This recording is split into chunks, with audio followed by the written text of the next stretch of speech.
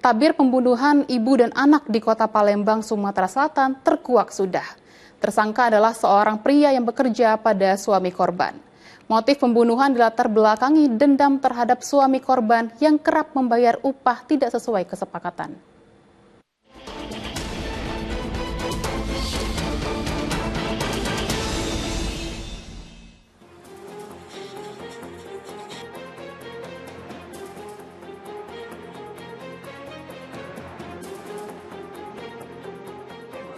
Warga Jalan Karya Baru, Macan Lindungan, Kecamatan Ilir Barat 1, Kota Palembang, dihebohkan dengan kematian dua warga yang merupakan ibu dan anak di rumah mereka.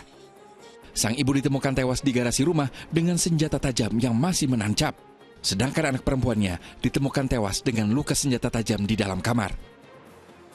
Olah TKP digelar aparat kepolisian termasuk menggali keterangan dari suami korban dan anak bungsunya yang selamat dari maut.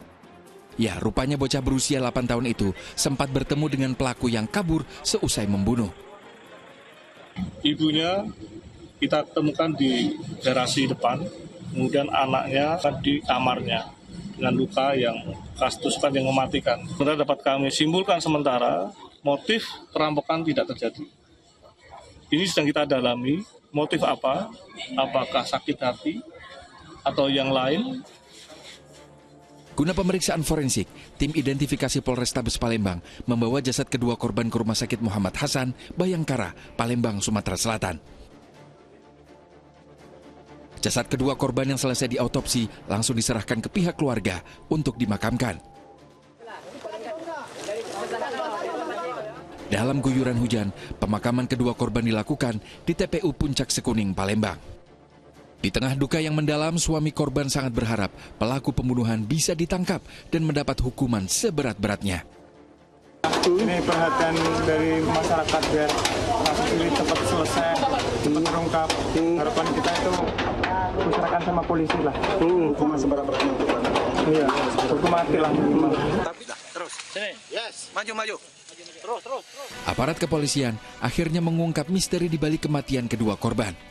Tersangka adalah pria yang pernah bekerja dengan suami korban. Pria bernama Suganda diringkus saat bersembunyi di rawa-rawa, kawasan Macan Lindungan, Ilir Barat 1, Palembang, Sumatera Selatan. Dengan kondisi basah dan penuh lumpur, tersangka digiring ke kantor polisi. Pemeriksaan intensif akhirnya menguak motif di balik pembunuhan sadis yang dilakukan pria berusia 31 tahun itu.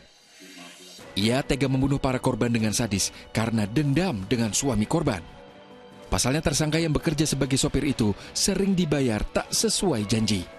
Tersangka awalnya hanya mengincar suami korban. Namun saat kejadian, ia tak berada di tempat. Motif utama daripada tindak pidana pembunuhan berencana adalah dendam. Dendam terhadap suami korban yang dilatar belakangi dengan permasalahan gaji. Permasalahan gaji ataupun upah yang setiap bulannya tidak secara sempurna atau secara seutuh diberikan kepada pekerja tersebut. Bersama tersangka, polisi menyita sejumlah barang bukti, termasuk pisau dapur yang digunakan untuk menghabisi korban. Akibat dendam yang tak bisa dibendung, kini tersangka masuk bui. Ia dijerat dengan pasal pembunuhan berencana dengan terancam hukuman seumur hidup atau hukuman mati. Tim Liputan melaporkan.